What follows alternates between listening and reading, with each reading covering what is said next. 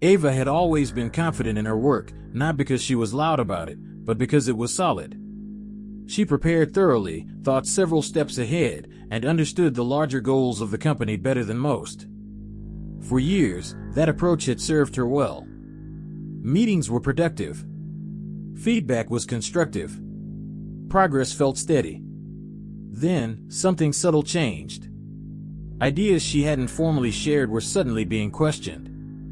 Objections appeared before she even finished explaining her proposals.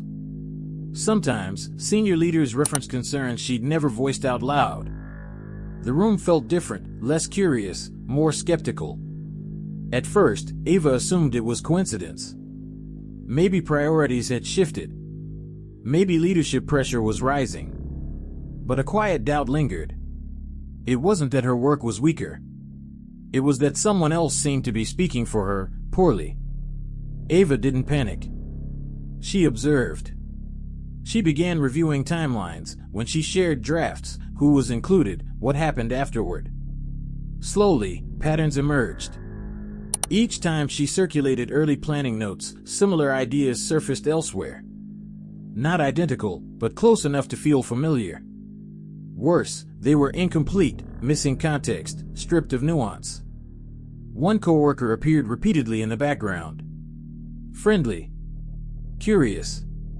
Always eager to stay aligned. They asked questions that seemed harmless, even supportive.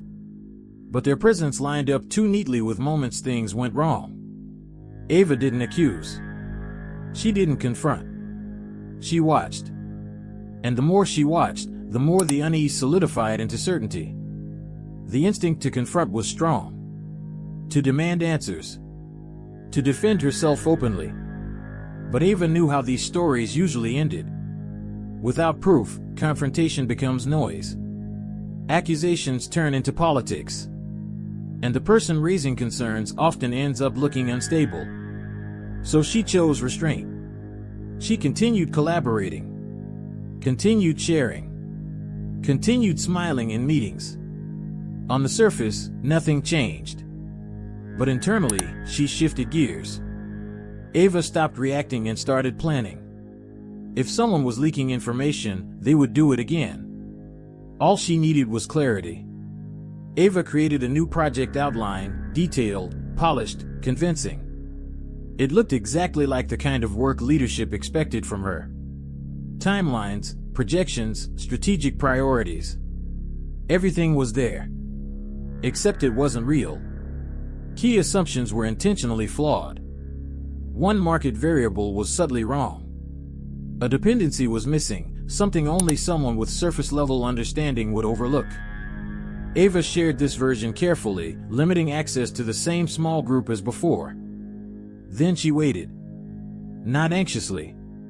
Patiently. The moment arrived faster than Ava expected. During a cross-team presentation, a rival group unveiled a proposal that mirrored her planted draft.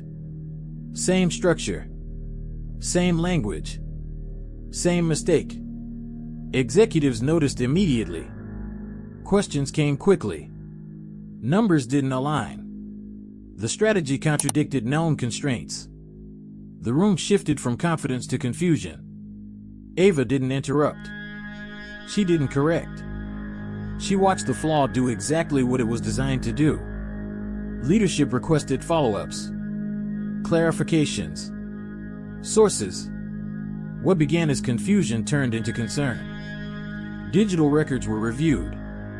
Document histories examined. Access permissions traced. No accusations were needed. The data told its own story. The same coworker appeared again, this time not as a helpful presence, but as a recurring point of access. The pattern was undeniable. In the final meeting, the coworker tried to explain. Words filled the room, but they carried no weight. Every explanation unraveled against the timeline. Every defense collapsed under documentation. Leadership didn't argue. They didn't need to. The room went quiet. And in that silence, the truth settled. Later, leadership met with Ava privately. They thanked her, not just for uncovering the issue, but for how she handled it. Calm. strategic, focused on protecting the company rather than seeking revenge. Trust, once shaken, was fully restored. Ava didn't feel triumphant. She felt grounded. Her reputation hadn't been defended with words, but with clarity. The coworker disappeared from meetings, from emails, from the office itself. No announcement was made. No explanation needed. Processes were tightened. Access controls refined. And the team moved forward, wiser than before. Ava returned to her work, uninterrupted at last. Ava never spoke publicly about what happened. She didn't need to.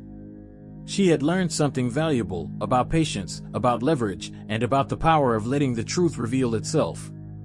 In the end, she didn't expose the saboteur. She simply gave them space to do it themselves.